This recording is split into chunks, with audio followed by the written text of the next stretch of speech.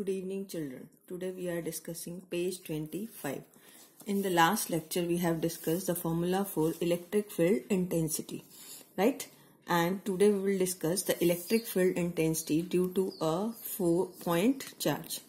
Electric field intensity due to a point charge. How we can calculate it?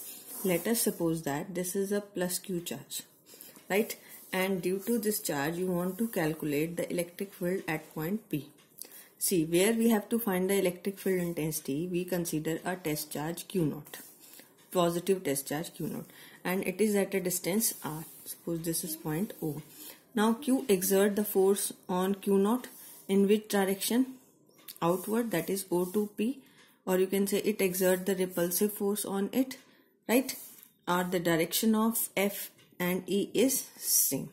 Now, according to the formula F is equal to Q into Q0 4 pi epsilon naught R square into R cap. What is unit vector? Unit vector is pointing from charge Q to Q0, and this is same as the direction of force. Now, what is electric field? Electric field is F divided by Q0, right? Now, if you put the value of F here, Q into Q0 4 pi epsilon naught R square divided by Q0 into R cap. This get cancel out and you will get the formula Q by 4 pi epsilon naught R square into R cap.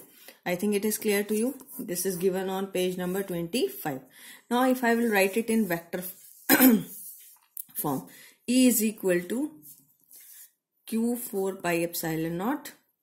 What is R cap? Vector R divided by its magnitude. R cap is vector R divided by magnitude. So formula become Q by 4 pi epsilon naught R cube into R vector. So see, in this formula you are getting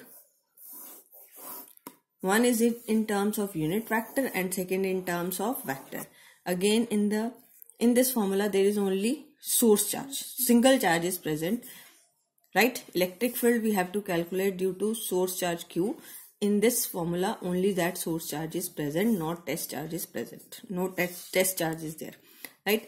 So now if you write the magnitude of electric field, the formula become Q by 4 pi epsilon naught into R square. और force का formula देखें Q1 into Q2 divided by 4 pi epsilon naught into R square, right? अब दोनों फॉर्मूले clear, इसमें दो charges और इसमें सिंगल चार्ज, राइट? अब देखो, अगर आप कहें ई और आर स्क्वायर में ग्राफ प्लॉट करो तो कैसा ग्राफ होगा? ई और आर में इट इज हाइपरबोलिक. ई और 1/r स्क्वायर में ग्राफ प्लॉट करें तो कैसा होगा? It is straight line. अब आता है एक important point, electric field due to a point charge is having spherical symmetry. इसका क्या मीनिंग है? अगर आप ये चार्ज लेते हो प्लस क्यू, अगर आप सारे पॉइंट्स ले इक्वी डिस्टेंट इस चार्ज से, यानी आर डिस्टेंस पे जितने भी क्या लोगे? पॉइंट्स लोगे, और उन पॉइंट्स को सबको ज्वाइन कर दो तो आपको क्या मिलेगा? स्फीयर. क्या मिलेगा? एक स्फीयर. 3 डायमेंशन में स्फीयर, 2 डायमेंशन में सर्कल. तो that's why it poses with symmetry, spherical symmetry. So in the last I have written electric field, see page number 25, electric field due to a point charge is having spherical symmetry. Meaning is clear? Q charge को अगर आप centre पे रखो और उससे सारे points जो equi distant हैं इस पॉइंट क्यू से, उन सबको ज्वाइन करो तो आपको क्या मिलेगा? एक sphere. Is it clear? That's why it poses the spherical symmetry. Now come to the page number 26. I think it is very easy. Electric field intensity due to a number of charges. Same जैसे हमने force में किया था superposition principle, ऐसे ही आपके पास electric field calculate करना है. इसमें क्या है? Q1, Q2, Q3 up to so on Qn number of charges हैं और हमें पॉइंट P पे इलेक्ट्रिक फील्ड को कैलकुलेट करना है, राइट? अगर पॉइंट P पे आपको इलेक्ट्रिक फील्ड को कैलकुलेट करना है तो इस पॉइंट P पे हम क्या कंसीडर करेंगे? टेस्ट चार्ज, जो मैंने यहाँ लिया Q0, ठीक है? अब इस पॉइंट P पे इलेक्ट्रिक फील्ड क्या होगा? Electric field due to first charge, electric field due to second charge, electric field due to nth charge, ठीक? और Q1 चार्ज इस Q0 को कहाँ भेजेगा? बाहर, तो इलेक्ट्रिक फील्ड बाहर. Q2 चार्ज इस Q0 को कहाँ भेजेगा? बाहर, तो E2 बाहर. Qn चार्ज इसको कहाँ भेजेगा? बाहर, तो इलेक्ट्रिक फील्ड बाहर. और formula Q1 divide by 4 pi epsilon naught see EP is equal to E1 plus E2 plus EN, और EP कितना है Q1 by 4 pi epsilon naught into R1 cap R1 naught square. पीछे हमने ये derivation की, second के लिए लिखा, थर्ड के लिए लिखा, और यहां से हमने 1 by 4 pi epsilon naught common ले लिया और समेशन की फॉर्म में लिख लिया, राइट। और अगर आपको इसको RN नॉट कैप लिख सकते हो, यहाँ ये मिसिंग है आपके नोट्स में, मैंने यहाँ भी लिखा है तो इसको लिख लेना। Now the electric field intensity due to continuous charge distribution, इसको करने के लिए this is on page number 26, electric field intensity due to continuous charge distribution. ठीक है, हमने पढ़ा था line charge distribution, surface charge distribution. अब देखो एक क्लियर हो गया तो बाकी सारे सेम है। ये आपके पास एक लाइन है, वायर है, जिसके ऊपर चार्ज है कुछ, ठीक, और हमें चार्ज नहीं पता, हमें पता लैम्डा इसकी linear charge density. We want to calculate the electric field at point P, और इसकी लेंथ है 0 to L।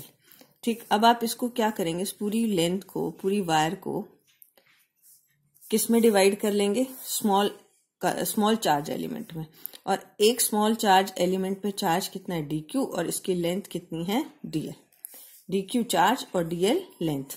अब इसकी वजह से हमने इस पॉइंट पे क्या निकालना है, इलेक्ट्रिक फील्ड, और यहाँ क्या रख लेते हैं, एक टेस्ट चार्ज q0। अब ये dq एलिमेंट इसको कहाँ भेजेगा, बाहर, राइट, रिपल्सिव फोर्स लगाएगा, तो dE की डायरेक्शन कहाँ हो गई, आउटवर्ड, r ये हो गया। तो dE का फॉर्मूला बनेगा आपका dq, दिस इज dq, इसको स्मॉल q कर लेना, dq divide by 4 pi epsilon naught r square into r cap. This is a small electric field due to the small current element. अब हमारे पास ऐसे कितने एलिमेंट्स हैं इस लेंथ पे, बहुत सारे, तो टोटल इलेक्ट्रिक फील्ड निकालने के लिए हम क्या करें, इसका इंटीग्रेट कर दिया हमने dq, और dq को हम क्या लिख सकते हैं, lambda is equal to dq upon dl। पहले ये स्टेप और देख लो, ये हम इसको लिखेंगे dq की value lambda into dl 4 pi epsilon naught r square into r cap. अब हम इसको इंटीग्रेट करेंगे विद रिस्पेक्ट टू लेंथ, क्योंकि हमें इसकी लेंथ पता है। dE we have to find total electric field we have to find after integrating it, lambda into dl 4 pi epsilon naught r square into r cap, और integration की limit क्या होगी, 0 to L। I think it is clear to you.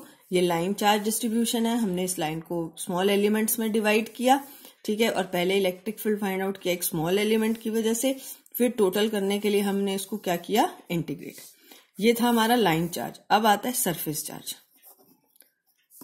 Surface charge distribution के लिए भी same method है और volume charge के लिए भी, ठीक।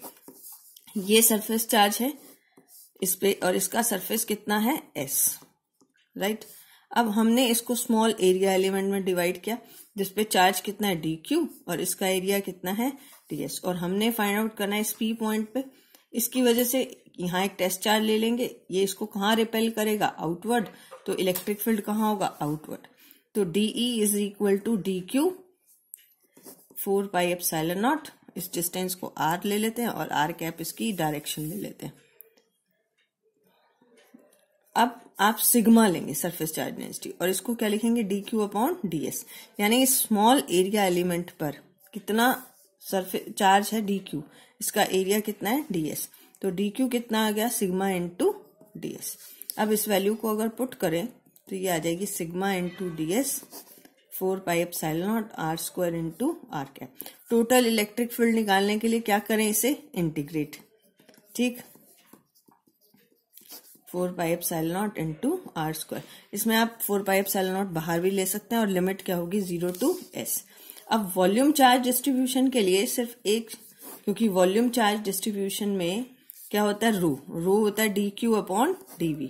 सिर्फ फॉर्मूले में आपका जो इलेक्ट्रिक फील्ड आ जाएगा, that is rho into dv 4 pi epsilon naught r square into r cube.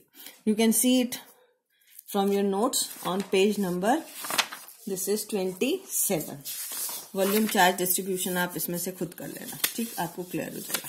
Next is the rectangular component of electric field. Rectangular component of electric field